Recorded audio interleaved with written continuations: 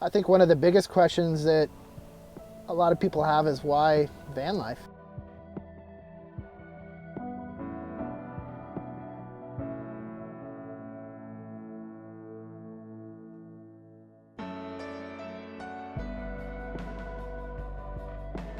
It's not for everybody. Not everybody can feel like they want to be nomadic. And it sounds funny, it sounds ancient, it sounds kind of caveman-ish, but it's true. There's certain parts of certain people that just want to be on the go, and they're not all right being held down by any one thing. And that was one thing that I realized living in a house, was that every 6 months I found this desire for a new spot. And I'd move into a place and be all excited, like, yes, okay, I love this is gonna be awesome. And a few months later, it's like, okay, I'm bored, like, I wanna move again, but how can I move like every few months?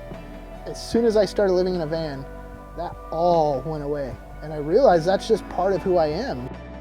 It's very easy for it all to be misconstrued as, oh, well, here's a guy being extremely lazy, living off the grid, living off the system.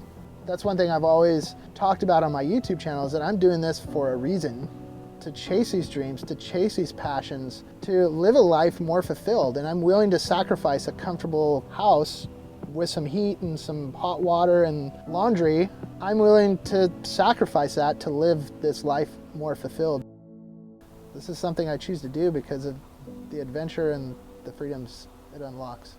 And when you find other people who share those same passions and those same dreams and goals, those people kind of come together. And that's what's been great about the last several years of working on these 2 documentary films, is that, we've kind of gained a core group of people that all share these same desires and these same passions for filmmaking, for living out their dreams. And so the team of people that we've built around this, really, we help each other get through this.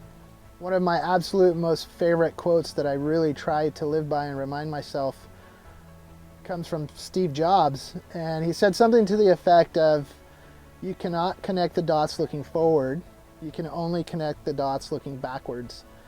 That's the crazy part. That's where I stop and I take a look back of, it started that one day of deciding to live in a van.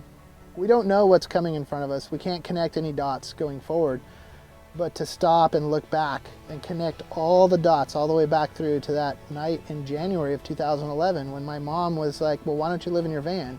All those dots through that whole entire journey of making the sacrifice to live in my van, give up the job, the full-time income, to chase the dreams of getting on that floor of a Supercross stadium as a photographer, and all the way to starting and running a business and getting to travel around the world chasing motorcycles for Triumph and Harley Davidson with a camera, and all the way to now we're in the middle of our biggest film yet and perhaps one of our biggest opportunities.